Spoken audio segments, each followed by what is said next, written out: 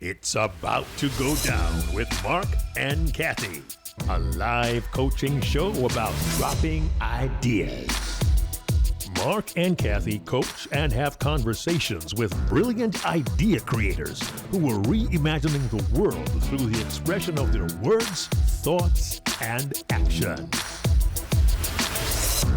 Hello, everybody, and welcome to It's About to Go Down. I'm Marc Williams.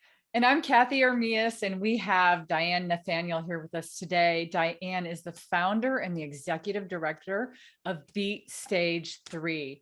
So the little backstory on this, Marc, is that Diane found out that she had stage 3 colon cancer and got immersed into this healthcare system. And her idea today that we're going to talk about is that the treatment doesn't begin or end with doctors. Diane got immersed into this, and so there was a whole plethora of treatments that she had to go through. And so, Diane, your idea today, tell us about that. Like, it doesn't begin and end with the doctors.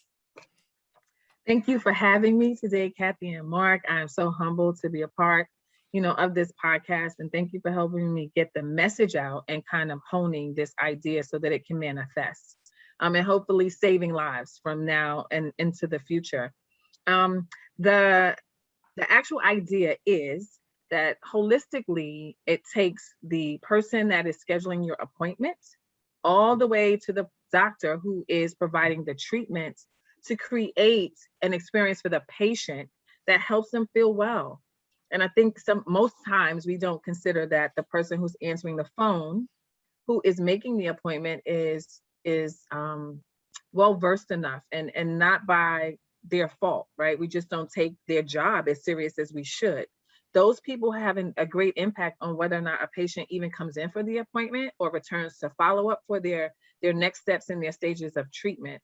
And so I wanted to create a program, but a company that trained individuals in that area and making them understand the importance of being culturally responsive, having background knowledge of the folks that are attending their treatment at this specific space. Then you need to know who they are. You need to have some sort of knowledge about who you're serving. You need to understand that when folks call the doctor's office, it's not because we're chatting it up, right? It's because something's wrong and we're already nervous. So if you answer the phone with some sort of animosity or disgruntled type of attitude, chances are I'm not either going to come in because then I don't want to further be triggered, or I am going to come in very already apprehensive in a way that I may not continue. I'm just going to make this first appointment. And most people don't change. When that happens, they either continue on. It's like an abusive relationship, right? You just keep coming back for more. Like, why? We don't know how to change. We don't know how to treat the healthcare relationship like we would another relationship as a friendship, or if we have a spouse, right? You express your dislike, or I don't understand, you're treating me in a way that's disrespectful. I want patients to be able to self-advocate and articulate that and then understand how they can move on. I want to put systems in place but I don't want to leave the healthcare system out of it. I want to put a system in place that, hey, you guys need to have professional development, just like every other position does. And all these CTE courses that most people take, those things should be provided to the support staff, folks who are making those appointments, to the technician who's doing the x-ray, for the person who is making sure that I'm coming in for my appointment. So when you do the follow-up, hey, reminder, your appointment is today. And all of that came from like just really bad experiences that I've had personally, and from experiences that I'm getting from other patients who are living it right now. Wow. Diane, can you tell us, because you told us a story to kind of just illustrate what you were talking about when you mentioned a time when you had this really bad cough and you were looking for the pulmonologist. So can you just tell us that story? Because that gives us a really firsthand account of exactly what you talked about. Mm-hmm. Okay, I will not name the facility, but of course not. I will say I've been struggling with this cough since 2019 when we were first learning what COVID was. It wasn't named yet, so we didn't know what it was. We just knew that there was a virus attacking folks in a really aggressive way. And I had I had been diagnosed with the influenza A, and the cough has not left me since. So 4 months into it, everything was telehealth, right? Because in 2020, now we have COVID, no one's really doing in-office exams. But by May of that year, an appointment was referred and made for me, and could not get this specific office on the phone. Fast forward to finally being able to get into being moved up by a doctor friend. She was like, you know what, this is too long for you to be waiting for this other place. Let me hook you up here. She did. I go in, and from the door, it was very disparaging. I didn't know, I've never been to this facility before. So I'm asking questions like, where's your pulmonology unit? And the person checking me in at the time was like, I don't know. So I was like, well, you're sitting at the front, you're checking folks in. I'm told to come to this building. Is there any way you could, ask someone? And she's just like kind of shooed me off, go stand over there. I did. I found someone else to ask. And it turns out the pulmonology unit was literally right behind where she was sitting. So fast forward, I go in, I don't say anything. I'm like, they're all stressed, right? It's COVID. You don't have 6 feet to socially distance people. Everyone's stressed in their environment. Okay, I'm not going to take it personal. I check in. I go in to have this appointment, which really went well with this specific doctor. She gave me follow-up. At the follow-up, when I'm calling to say, are you guys sure this is what I'm supposed to come in for today? Because they called me about pre-surgical testing. I know I'm coming in for a COVID test. So I questioned it because I'm like, I don't want to take a day off from work. Mark, we work for the Department of Ed. So I don't want to take a day off if I don't have to. I am simply calling just to reassure that this is what I'm coming in for. When I called, the person who actually called me, he's like, do you understand that you're coming in for this appointment today? It's pre-surgical testing. And I was like, are you sure it's pre-surgical testing? I thought I was coming in for a COVID exam. And he's just really nasty. He's like, look, are you coming in or not? And I was like, okay, I guess so. Something didn't sit right in my spirit. So I now called that number back and I got a voicemail. So I left a message. But prior to that, I said, I know someone else called me. I look at my phone for this other number, call that phone back. The person at the extension, I'm saying, hey, I got this call from so-and-so. Can you please tell me if the pulmonology unit sits next to you? And she's like, nobody sits here but me. And I didn't call you. And I was just like, I didn't say you called me. I'm saying I've been called from this number, supposed to come in, just checking if I'm supposed to come in for pre-surgical testing. I'm not having surgery. And she said, I told you before, no one called you from this number. And I'm not next to the pulmonology unit. She was really nasty. And I said, well, you know what, ma'am, I'm sorry you're having a bad day, but I just really don't want to come in from taking a day off from work and the wrong exam. So she basically told me no one would have called you but me from this extension, and she hung the phone up. Okay. So now I tell the person who referred me the experience I'm having, and she's like, oh my God, Diane, I'm so sorry. She said she would handle it. I find the same pulmonologist prior to this one, and I just kept that appointment. And then I go in with them, and they gave me the wrong test. First place scheduled me for the wrong test. Second place administered the wrong test. So in my struggle to still figure out why I'm coughing, because I still don't know, I now have to have a second part to the same exam at a different hospital, who is a tier 2 hospital, right? So we have these tiers of the hospital, y'all, and in New York City, where it's whether it's city run, state run, or private, or elite, because there are those too. And I got to tell you, it's a tier 2 hospital and a city run hospital, and both of them gave me subpar care. No one's been apologetic either, and I'm still sitting here wondering why I'm coughing. Sorry to hear that, Diane. The story, going back to this idea, this story, I'm sure as you were saying it, I'm sure that there's so many people listening going, I have received similar care, similar issues, similar problems, similar states, similar countries, that this kind of thing. And that's why I believe that your idea it really is a good idea. First, let me level set for the audience and clarify though, too. This issue that you're having with the cough is still hasn't been resolved. However, you are 100% cancer-free from the colon. Yes. Yes. Yes. Yeah. So we're going to celebrate on that. I don't want to assume everybody knows that just because you have an organization called Beat Stage 3. I want to state it. And so congratulations. Thank you for that. Thank you.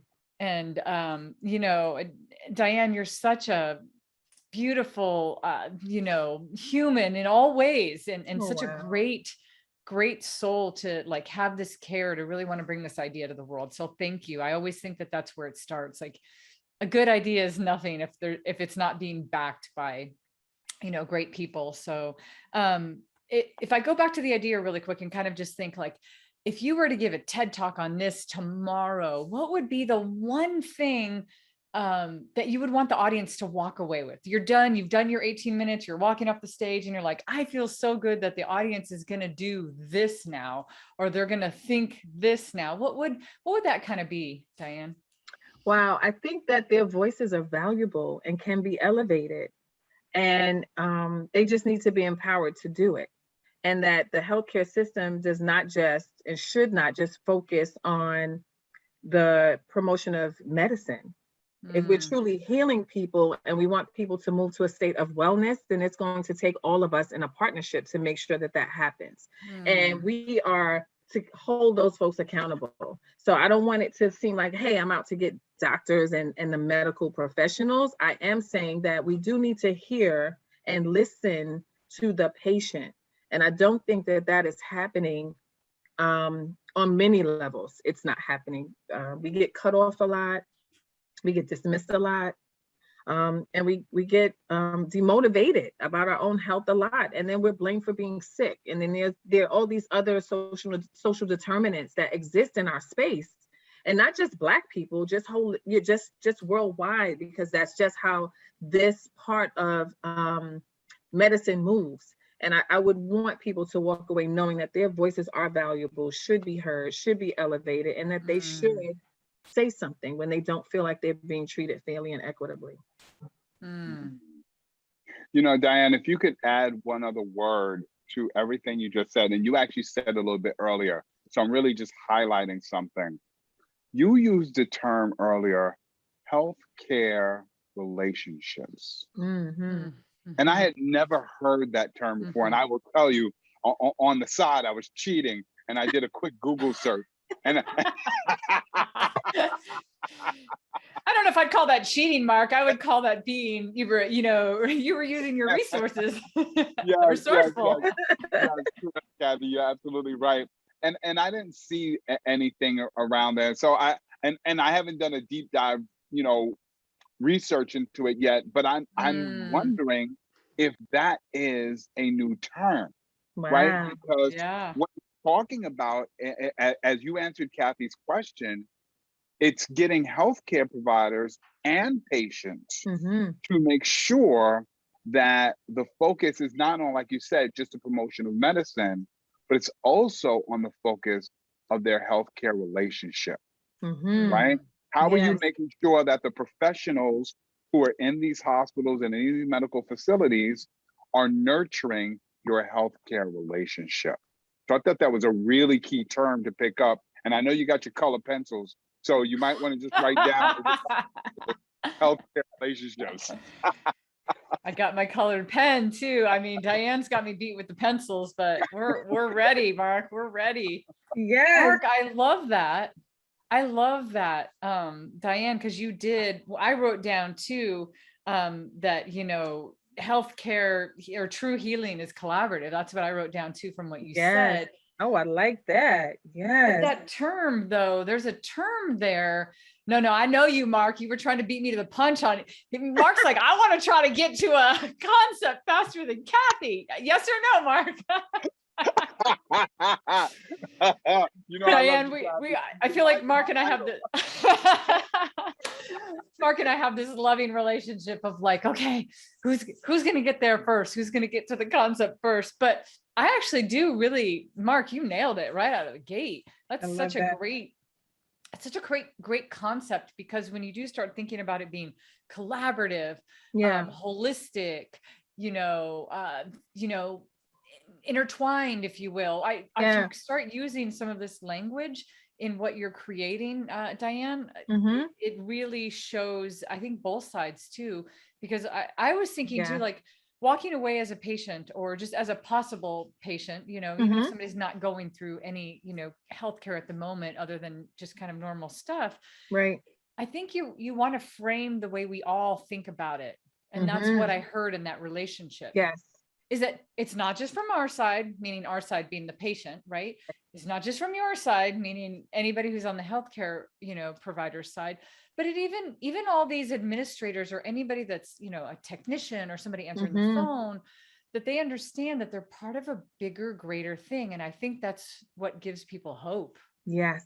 Right. And so that could be, you could fuel that into your idea, Diane, is that, I mean, with your story in particular, and, you know, for the purpose of this show, we probably don't have to hash out your entire story with beating colon cancer at stage 3, but wow, you know, it was a long journey of people not knowing what was going on, about you kind of getting pushed off to the side.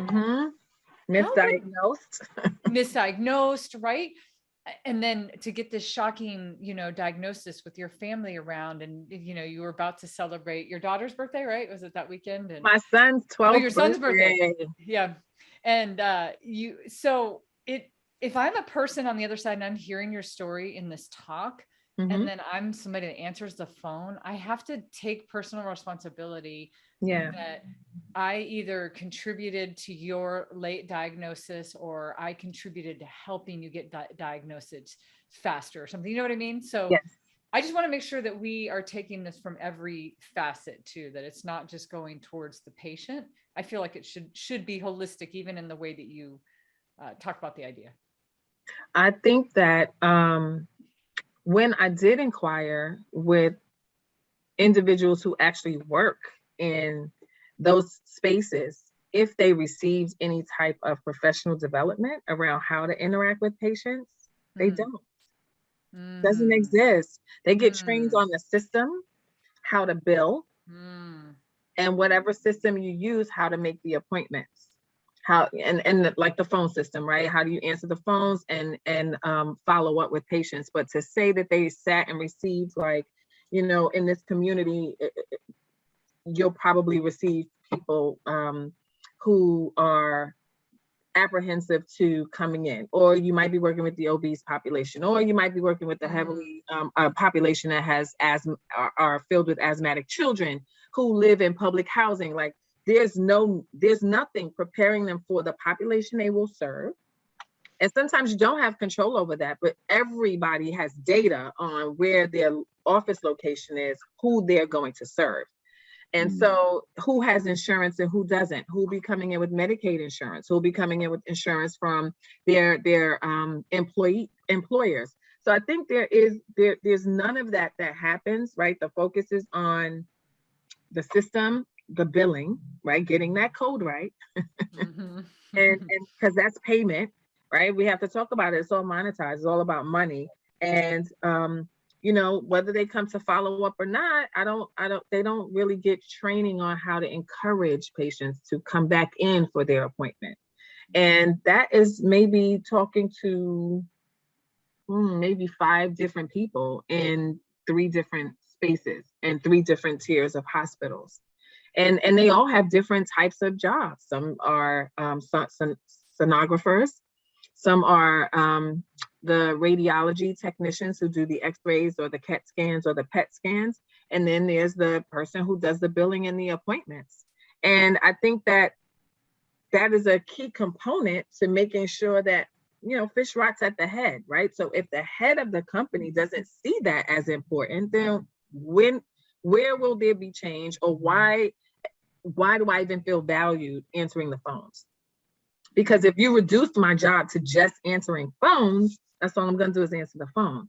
But if we had a conversation about how important I am and the impact in which I have on a patient coming in and feeling comfortable from the phone call, then I feel valued. Then I'm going to give my absolute best, even when I've had a bad day.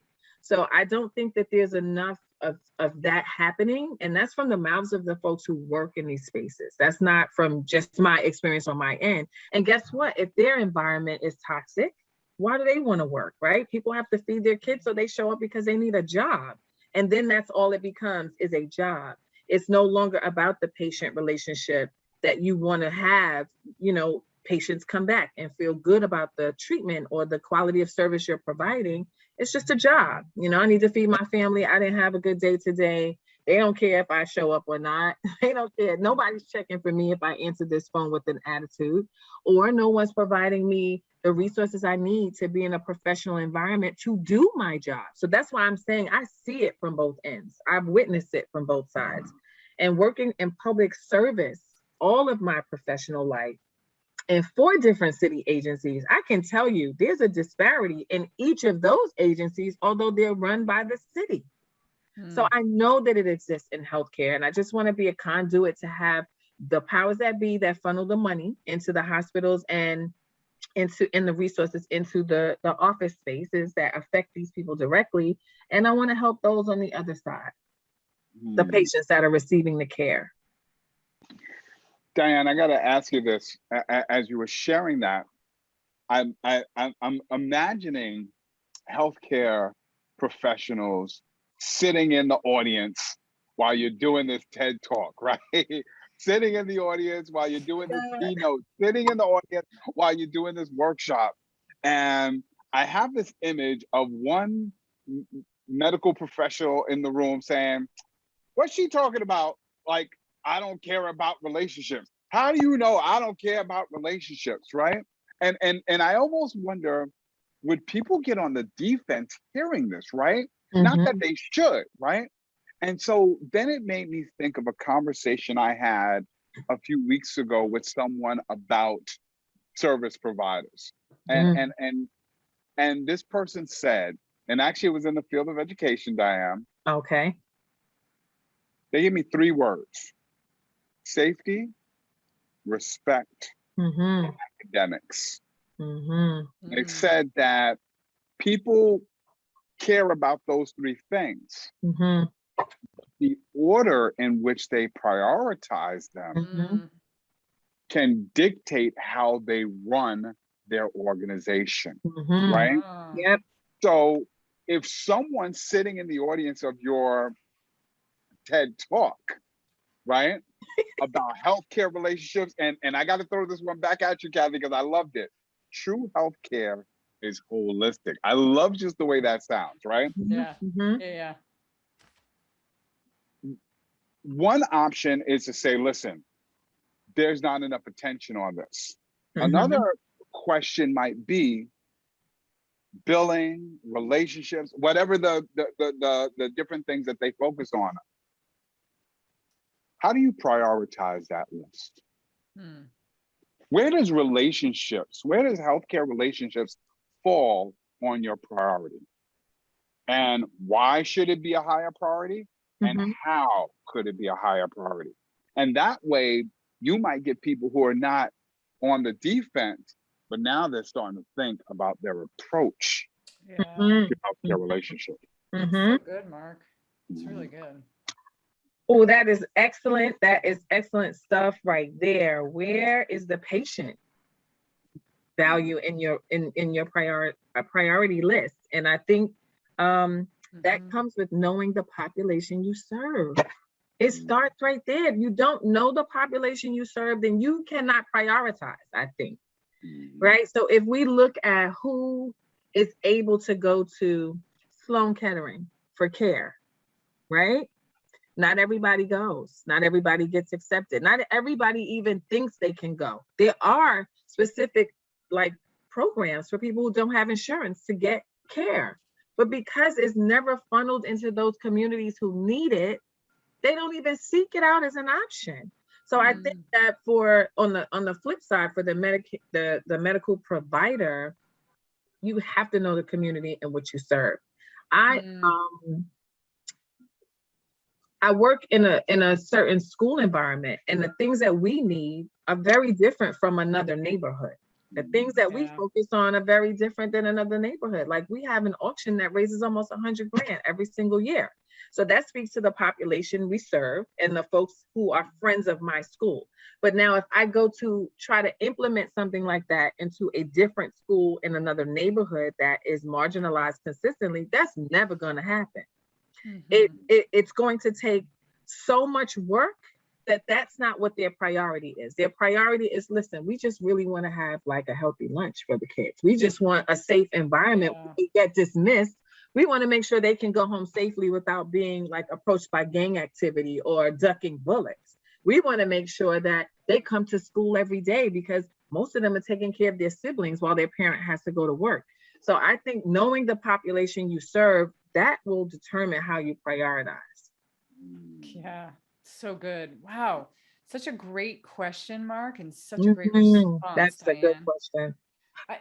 I was, before you even said that, Marc, so I'm going to kind of go before this. So it doesn't sound like I'm saying something against what you said. It's kind of almost in line, which is funny enough, because I was thinking the same thing, but a little bit different, same, but different. I had the thing in my head. I was like, if you're telling somebody that the healthcare, that, you are part of and you're responsible for the healthcare relationship, like if that's kind of the core idea, no matter which side you're coming from. Yes. I was thinking to myself as well, I was like, if I'm listening to this as a talk, something that's really important in TED Talks, Diane, is supporting evidence, is evidence that says, let me show you how it has worked, or let me show you what happens when it doesn't work.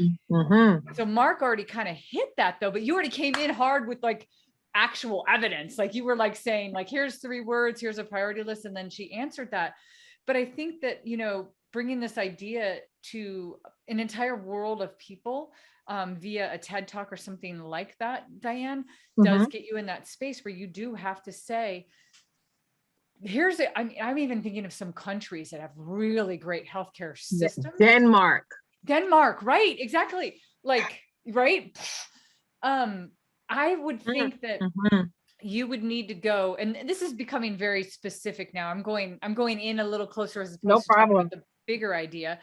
But it's like, if you're giving this talk, you should go in and find a story and go, here's what it looks like when it works well. Denmark has this, and this is, here's just one particular story about a child that went in and the doctors didn't know what was going on. Here's how everybody corralled around and created this healthcare relationship that Marc pointed out that you said, and Love so that. Right. And so then you're proving your idea right in the same breath that you're expressing it. You're also proving it. You're saying, this is what it looks like when it works. You've also showed through your story what it looks like when it doesn't work. And so I think that's real. I don't know.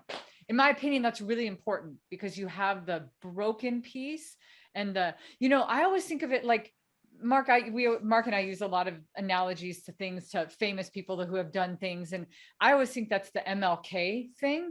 Because he, in his speech, in his I Have a Dream speech, he kept saying, like, here's the way it is now. Here's what it can look like. Here's what it is now. Here's what it can look like. Here's what it is now. And so, and I thought that was so brilliant as a structure. And so I think that would be really good for your talk as well. Is it like show both sides? Fire. I love that, Cathey. I love that. I love the writing. Sorry. Yeah, that's all right. That's all right. She's coloring. Yes. Oh, there we go. Kind of this coral colored color. I don't know what that means, but It's in red. It's in red. It's red. It looks kind of reddish coralish. Yeah. Oh my God, that's so good. That's so good. That's because so good. And then maybe too, Marc, I don't know what your thoughts are on this, because you jumped into the specific spot and I loved that. But like, I feel like you could empower everybody. Like, how can we practice? I feel like the end could be, how can we practice the healthcare relationship? No matter who you are. I don't care if you're the doctor, right? Right, Marc? I don't care if you're the surgeon. I don't care if you're the person answering the phone. If you're the spouse of somebody that's trying to get care, what's your part? is your part to talk to your spouse and be like, hey, don't be discouraged, do this, or, like, so if we look at it holistically, what's everybody's part?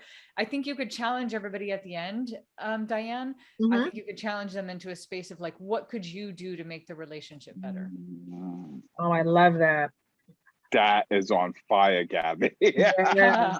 Hey, the whole conversation's been fire from every direction. Oh my God. We just like I jumped love right that. into fire. We were like, okay, we're just going to go right to fire. Like, I love it. And, Diane, again, I really can't, I have to say this for the audience, maybe even more so than for you, because I think you know this about yourself, but you're so passionate about this.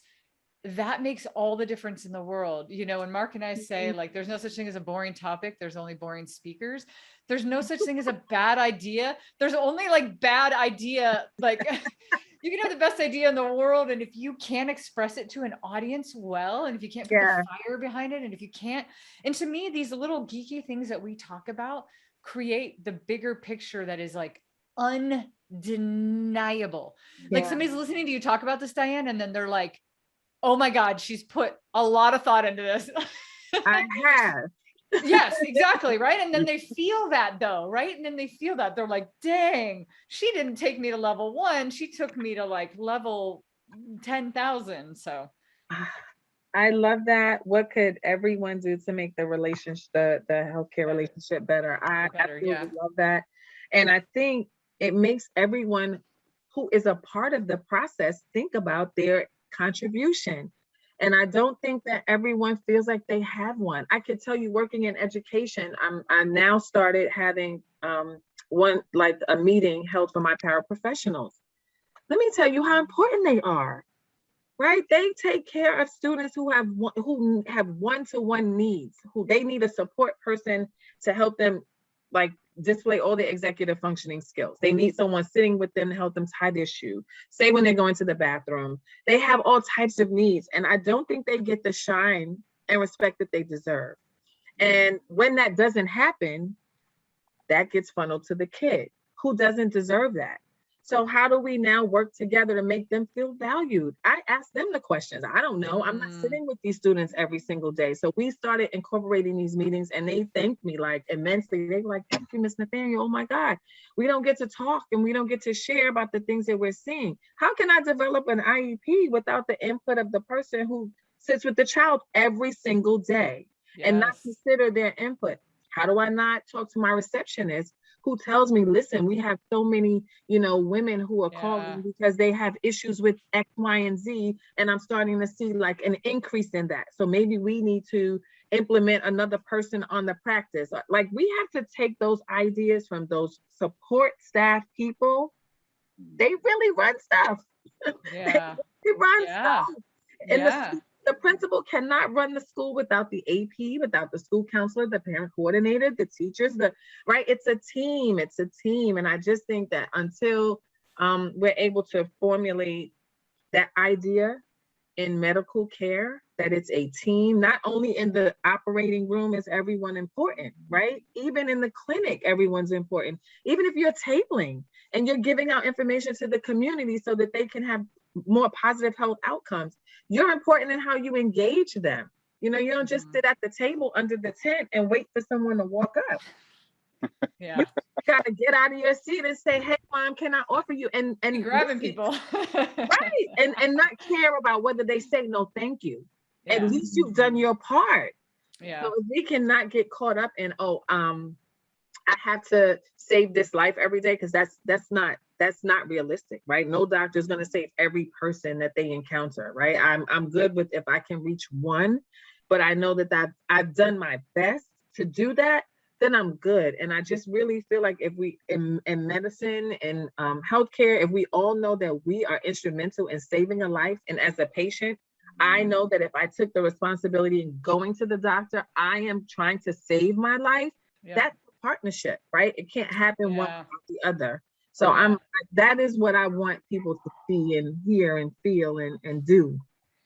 Yeah, you have so many specifics that you could give people to, you just named so many. Would you guys be willing to play a game? Oh, sure. Let's go for it. All right. Isn't this fun? I know Mark's like, what game are we going to play? I think that we've already like created this great, like she has the idea, we've kind of created a great kind of, thing really quick. Cause we are coaching you to give a TED talk, right? Like this is ultimately what you're going to do. And that's what so I want to play a little game with you. We would definitely do this with a client that they're going to give a TED talk. Okay. Go, okay, cool. How would you open this? Just with the information that we have right now, Diane, how would you open this? I'll call it the opening line game. Oh, you gave me so many. I would say today, we're going to talk about how true healing is collaborative within the healthcare system and how do we build healthy healthcare relationships. So Diane, you gave really good information, but Marc, I bet you could give her an idea on how she can hook the audience as opposed to just telling them what they might be hearing next. Okay. Like, how do we like hook them into this idea instead of saying, hey, today we're going to talk about this, as opposed to that, we really want to hook them in, maybe by asking them a question, maybe by challenging the way that they think about this currently, maybe saying, have you ever thought of your healthcare as being an analogy to a relationship? Like that gets your brain. Like, I don't know, Marc, what do you think? I'm putting the game over to you now. Okay. Well, as Diane said, I think I got it. I definitely want to pass the ball back to her, but I do want to say this. Mm-hmm. When we had a conversation earlier, Diane, you asked a question that really resonated with me. And you asked, why do we address complaints, right? Are we addressing complaints because there are too many complaints, right? And or are we addressing complaints for another reason, right? And I don't know if that's the opening question, because sometimes that could put people on the defense. But that was a powerful question for me, because I think what Cathey is saying, which is so brilliant, is how can you start, or what kind of question could you ask that would really get people deep in their thoughts to question the way that they do things, right? Because a lot of times we think we've got it all figured out, right? Until somebody says something that makes us think, whoa, that's a good question. And nobody likes to be like, okay, go ahead. Sorry. Oh, sorry, Diane. Sorry. Just from a learning perspective, nobody likes to be taught, right? You know that, you both know this from working in this education system. Nobody wants to do work. Nobody wants to do homework. Nobody likes to be taught. But we're all curious in nature. We're curious human beings. So we're curious about things. That's why we love trivia things or new information. Our brain's wired to like, seek out new information. And so if just in even posing it in a different way, challenges me in a more of a curious way, like, have I ever thought of it in a different way, as opposed to telling people like, oh, we're going to talk about this today, and no matter what this is, and this is not just to you, Diane, this is to anybody speaking anywhere, like, we don't want to do that. We want to come out of the gate and we want with a question, or just folks think of or ponder about what the topic might be. Challenge what they already think. And, and sometimes you can piss the audience off, I think. And like, as long as you don't leave them there, like, I mean, because then they're very interested in listening because they want to, but I'm not saying that's the way either. There's no way, right? There's just like, how do you most successfully challenge the way that they think, or get them to think a little bit deeper on this subject? I'd like because I guess I'm so focused on who the audience would be, right? Well, and that's kind of like messing with me. And well, just pretend now that it is a TED audience. So that means that there is no filled with healthcare professionals or just anyone, right? So that's just anybody. Yeah, I mean, this is like mostly the TED audience is like the world. It's people in different countries. It's it's people of different ages. There's kids watching TED Talks. There's adults. But I would definitely say, as a general, if you had to put some kind of audience segmentation on a TED audience, it would be people that are curious, people that are interested in learning new ideas. Because even teachers use it with kids, right? And so that's the whole point. They're like, hey, We want you to learn something in a cool, different way. You know, here's what I thought about as you were explaining that, Cathey. One of a key word has been relationships, right?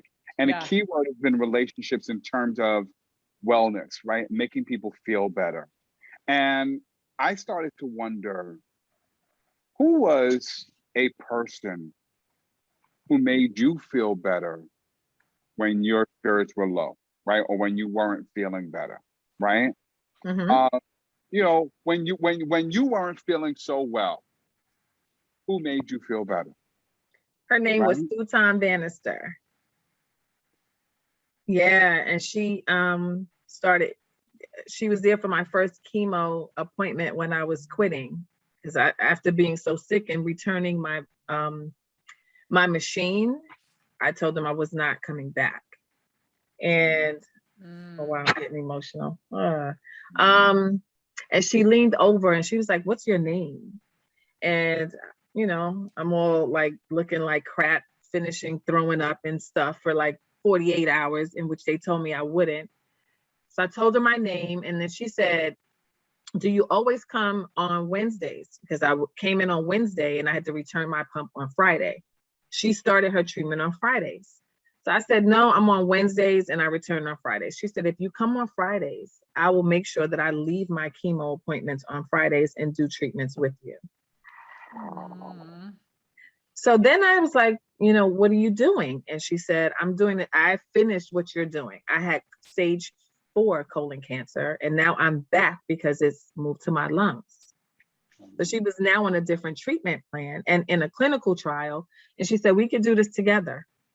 And I just wept and I cried and I was like, "I just can't do it. It's only the first treatment." She said, "You have 11 more to go and we're going to do them together." And that is how I got through treatment. And she lost her battle really probably like a year after I finished treatment. She lost her battle because it had moved to her brain, and she was the shoe story person. So if you've ever been on Fifth Avenue or Madison and you looked in Bergdorf Goodman, if you looked in Lord and Taylor, any of the stores, and you saw a shoe story, she created those. And she did not tell anyone she was sick. She went to work every single time she finished chemo.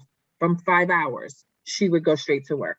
And she refused to let anyone, her family members couldn't tell her coworkers that she was battling cancer. It was insane. I've never met anyone like this before in my life. And she was nearing 60. And that's the person that kept me going. Otherwise, I probably wouldn't either be here, or I was okay with the surgery. And I was like, whatever happens, happens. Because the pain that I felt, all the things they told me I wouldn't have or as side effects, I had all of them. And I gave up. After that first one, I was like, "I'm not doing this. I am not doing this." And then they arranged to have me do 2 hours in the office and then the other 46 hours at home. So I had to sleep with this machine. I couldn't shower, couldn't do anything. And she was my motivation, for sure. Wow. That's deep. That's so, and you use the word, "I'm getting emotional." Yeah. And when you think about relationships, right? Relationships are arguably more emotional than they are logical. For sure. And as you shared that story, I thought, if it's a talk, if it's a message, if it's an idea about relationships, why not start with a question that not only challenges their thinking, but touches their heart, that gets them emotional, right? Yeah. And I can even think from the opposite side, right? Not as a patient, but even as a professional in a healthcare organization, right? Either it's when I was feeling down, right? When I was frustrated, when I was stressed out, who helped me to feel better? Or who is that person who came to me and seemed really low in their spirits, and what did I do to help them out? So yeah, starting off with a question that gets to their emotions and gets them thinking about their relationships from the start could be a way to start. So Cathey, that was wow. Well, that question you know, asked she her, took me wow. there indirectly. I did write down, but I guess then I would need to figure out if I'm going to say healthcare relationships or relationships, period. I wrote, how do you preserve? I have healthcare relationships. I don't. I think you need the specificity, Diane, I in do. this. Okay. Definitely. I mean, I think it needs to be there. Okay. I don't know if I want to use build. I don't want to know. I don't know if it's preserve. I don't know if it's Yeah. And I'll pull us back off of that for a second. I just wanted to tap into that for a second. So we're not really trying to figure out the opening. I just wanted to see where our headspace would go. Yeah. And look at the story that Marc was able to get out of you from going in that space. I think, Marc, you just said something really critical that I really want to talk about with this idea too, really quick. If I see kind of like I just saw a line a little bit of some of the stuff that we're talking about is emotional and some of it's logical. So the logical stuff is the stuff we were talking about at first. Oh, everybody's part of the healthcare relationship. If you're on the front line answering phones, or you're the person at the door, or you're the person, you're the x-ray technician, or you're somebody, and so we kind of talked about the logical piece. Yeah. And then Diane, your piece that you just brought in was and the question that you asked Marc was the emotional piece. What makes you feel better? How does you and you could even ask the emotional piece to the people that are in all those logical positions. What makes you come to work every day? Is it just that you need to feed your kids? Why are you a doctor? Do you really love your patients, or do you like having a doctor's salary? I mean, that's right. Really cuts to the heart of the matter, right? And we've all kind of dealt with people that are in these kind of positions, lawyers, doctors, police officers, many kinds of positions where that there's people doing it from the heart, and that there's people doing it for the job. So, even at that level. So I think your idea too, if you kind of split it in half, Diane, is that you're talking about it from both emotional and a logical space, which is really good, because then when you go to give people at the end of your talk and you're giving them something to do, there's a logical thing that they can do, but then they can think of the emotional piece too. Okay. Got it. I think what I will do is play around with all of the question words, right? So create all of those sentences around the who, what, where, why, and how, and see what I can get that comes out of that based on emotional and logical perspectives. Yeah. Diane already gave us some homework. I know. I love it. I love, we all Diane, there's always this, I'm always making fun of Marc in the most loving way possible. But I'm like, he's an ex-teacher. So he's always got that teacher mentality. He's got the English teacher mentality. He's got the, he's like, let's give people homework. But you pointed out, she's also in that same space. So she's giving herself homework. I love it.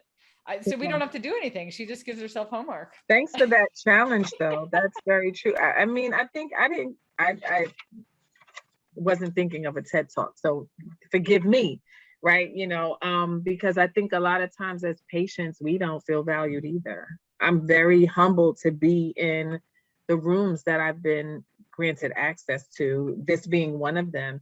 And so when I do this work, I never think of that part of it. It's just, I'm local. I'm a local girl just trying to help my hood be healthy, let's bring the PTA in, let's grow something green for the kids. That's just me. I never imagined this. So I just thank you so much. Diane, when you have but here's the beauty of it too, because if you work really hard to give a TED Talk, and a TED Talk's definitely a legacy piece, right? It's something that's going to be on the internet forever. It's a legacy talk. It's not like I gave a talk somewhere and I don't even know if anybody recorded it. I don't know where it is. It's it's a legacy talk that's out there. But if you think of the magnitude and the high level of openness that there is, and the width that there is, because you can reach so many different people. Yeah.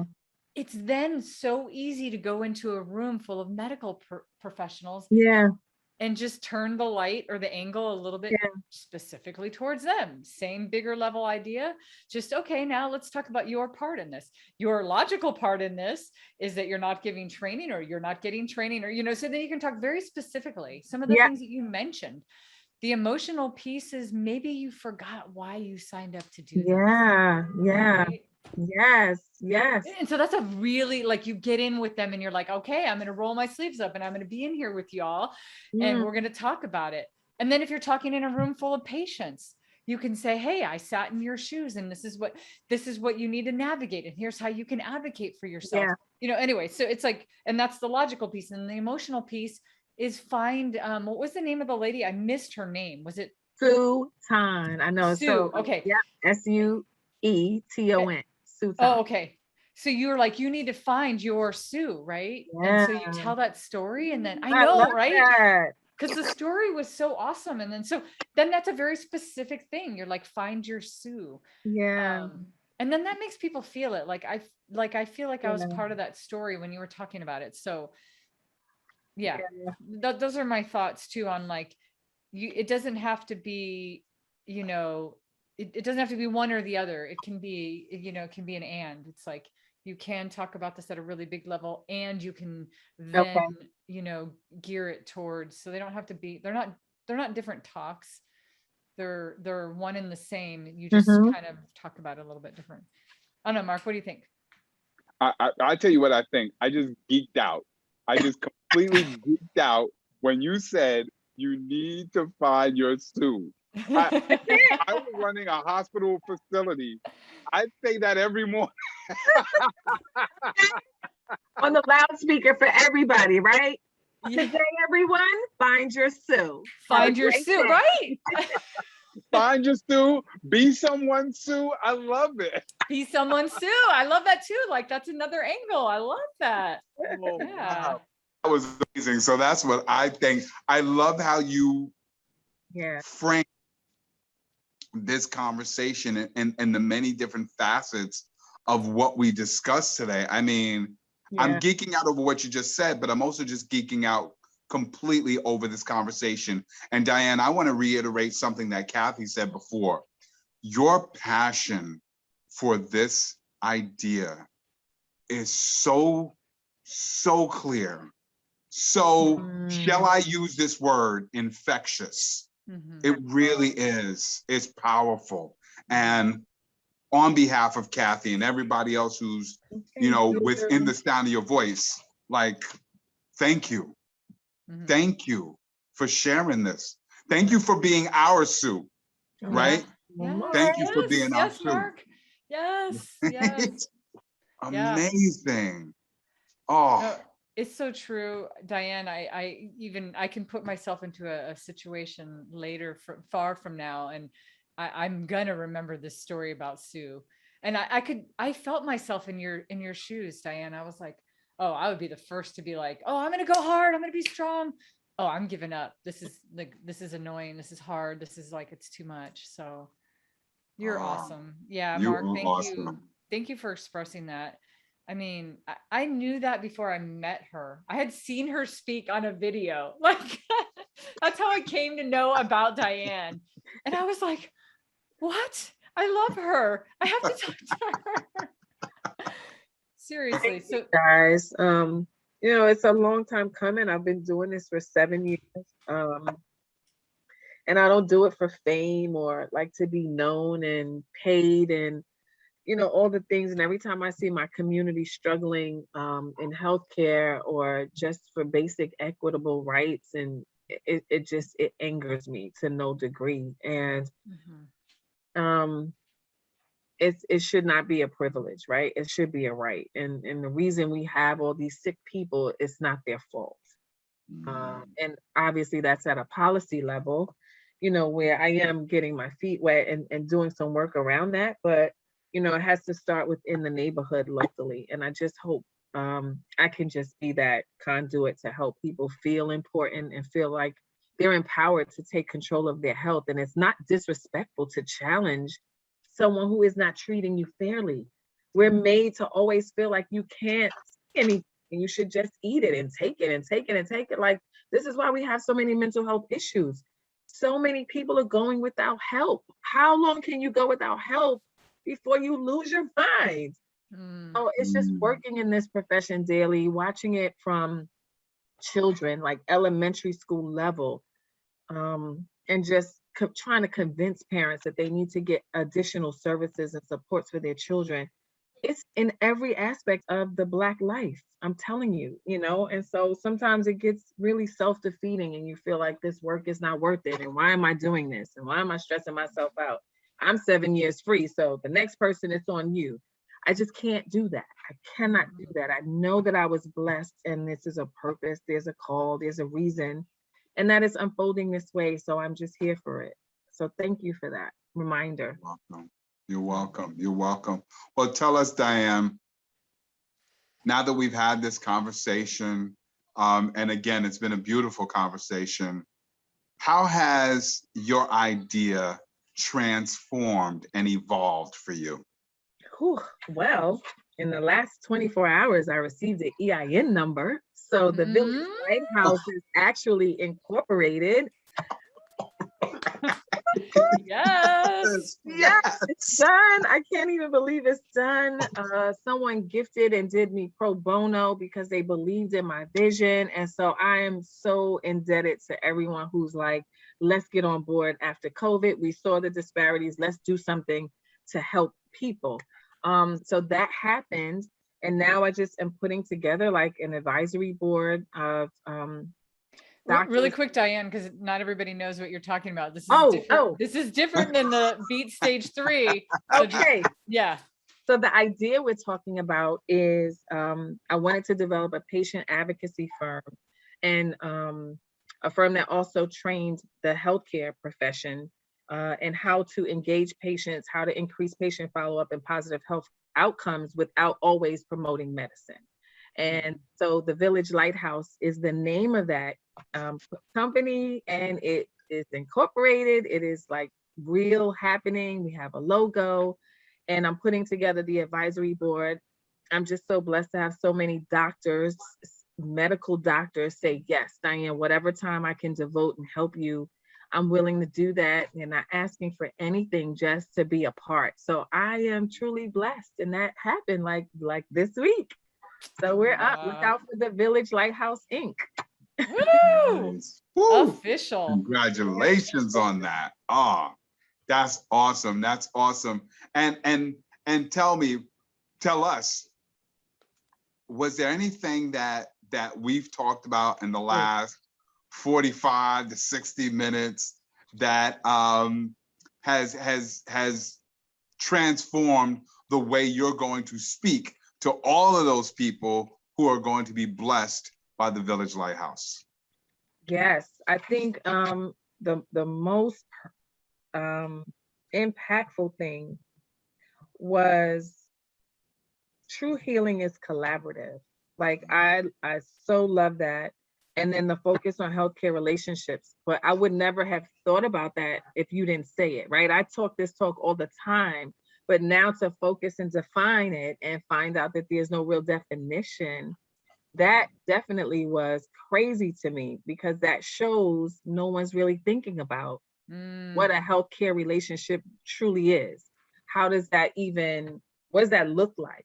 So I am so focused on creating that on both ends, both from the patient side and from the healthcare professional side, so that folks can see an actual diagram of what is involved in making that truly happen, whether it's positive or negative. Here are the things that are negative that can contribute to this outcome, and here are the positive things you need to make sure you create this positive outcome. And then just the emotional and logical, right? That T-chart is going to be serious, because what are the, look, I'm not, She's not playing. Ooh, I love it. I love it.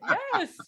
That's going to be filled with me figuring out what goes where, right? And who do I talk to about those things, on the doctor side, like what is emotional for physicians? I don't think they even feel like they can be emotional, because science is so concrete. It's so specific. It is all things unemotional. Even when they're delivering the death of someone, right? They can't be attached. So when do you get to do that? And if you cannot, who is standing in, who's your proxy? Who's standing in your stead to do that for you, right? Is it the nurse that you disrespect every day, or do you hold anyone else valuable enough to do that for you? And then that who, what, when, where, and why. How would I open up? What could I do?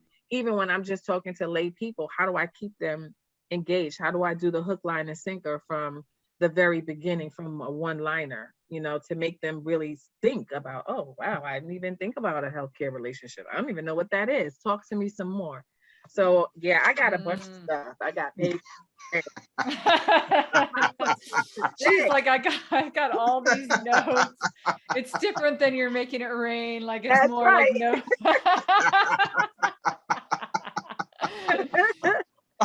Oh my gosh. Yes.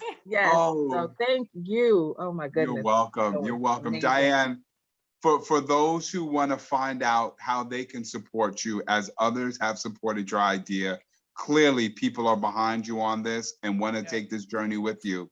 How can people find out about you? Where can they find out more about Beat Stage 3? How and where can they find out more about the Village Lighthouse? How and where can they find out more about you? Okay, so Beat Stage 3, we have a website, and it's beatstageth.org. So you can go on and see some of the advocacy work that I've done or have been doing within the community, and literally I've been to like a lot of different states volunteering, and it's all volunteer work. I've been talking to med students, and so that's been like my most fulfilling thing right now, helping them do this work that the Village Lighthouse will be doing. So giving them some pointers. Here's 5 tips on how to, engage patients and create positive outcomes for their return to follow-up. So more of those conversations will be happening. My Facebook page is Nathaniel Counselor, which is hilarious. I flipped it because I didn't want family members to hit me up for money when it was time. Because she's so famous now. That's the thing, right? Like that's the thing. Never wanted this social media thing. And then her talks today, you could look at a few of the live talks that we did with specific physicians and patients that talked about colon cancer, prostate cancer, heart disease, and blood clotting. And they gave some amazing tips for raising awareness when you feel these certain symptoms, it's time to see a doctor. And then my Instagram is beatstage3.org Instagram as well, or beatstage3.org Instagram. You can go on there and look at some of the stuff that we have coming up. And then Village Lighthouse, it's new, so I'm in preparation of developing that Facebook page where we'll start putting some stuff up. But reach out to Diane and support that, because it's up and coming and yes, it's needed. Please. And yes. You're on fire. You're on fire. Diane, thank you so much for joining us today. Thank you for your idea and your passion behind this. And thank you for everything that you are going to be doing for the world moving forward. And for anybody everybody who is watching, if you have an idea, or if you know someone who has an idea who can join us for a conversation about how to reach and touch and influence more people, go to the website. It's about to go down show. Sign them up. Let's have a conversation. Let's change the world together. Let's drop new ideas like ideas have never been dropped before. And join us next time on It's About to Go Down.